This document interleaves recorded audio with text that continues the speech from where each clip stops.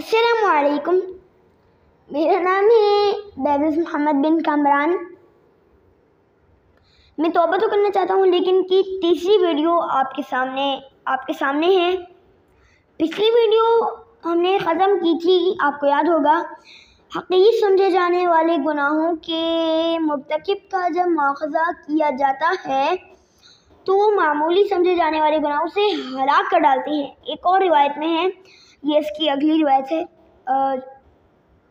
ایک اور روایت میں ہے، حقیر سمجھے جانے والے گناہوں سے بچو کیونکہ وہ آدمی کے حساب میں جمع ہوتے رہتے ہیں یہاں تک کہ اسے ہلاک کر ڈالتے ہیں۔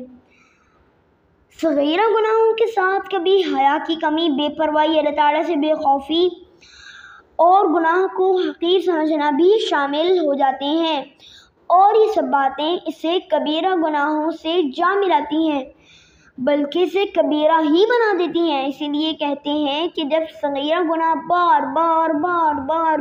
بار کیا جائے تو وہ صغیرہ نہیں رہتا، اور کبیرہ گناہ پر استغفار کیا جائے تو وہ کبیرہ نہیں رہتا۔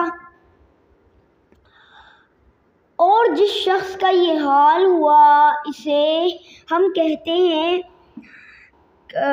کہ گناہ کے چھوٹے ہونے کی طرف نہ دیکھو بلکہ دیکھو کہ تم نافرمانی کس کی کر رہے ہو۔ ان باتوں سے سچے لوگ انشاءاللہ فائدہ اٹھائیں گے۔ جو اپنے گناہوں پر اور کوتاہیوں کا احساس کرتے ہیں وہ نہ تو اپنی گمراہی سے بے پرواہ ہیں اور نہ اپنی باطل باتوں پر اصرار کرتے ہیں۔ یہ وہ لوگ ہیں جو اللہ تعالیٰ کے اس فرمان پر ایمان رکھتے ہیں، نبی عبادی انی انا الغفور الرحیم وان عذابی هو العذاب الالیم۔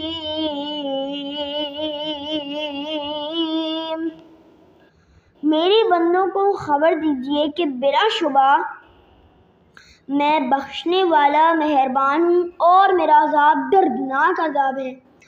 اس لیے ہمیں چاہیے کہ اللہ تعالیٰ سے توبہ استغفار کرتے رہیں۔ جیسے آپ نے دیکھا نا کہ کتنے بڑے بڑے عذاب ہوتے ہیں۔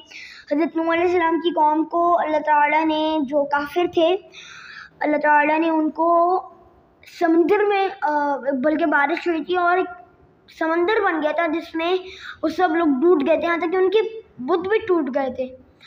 اور حضرت ہود علیہ السلام کی قوم کو اللہ نے پتھروں کا عذاب کیا، اور ایک اور نبی تھی، ان کا نام میرے ذہن سے نکل گیا ہے، ان کی قوم پر اللہ تعالیٰ نے 7 دن 8 راتیں تیز ہوا چلی، ایسی ہوا چلی ہے کہ ان کے گھر اڑ گئے تھے۔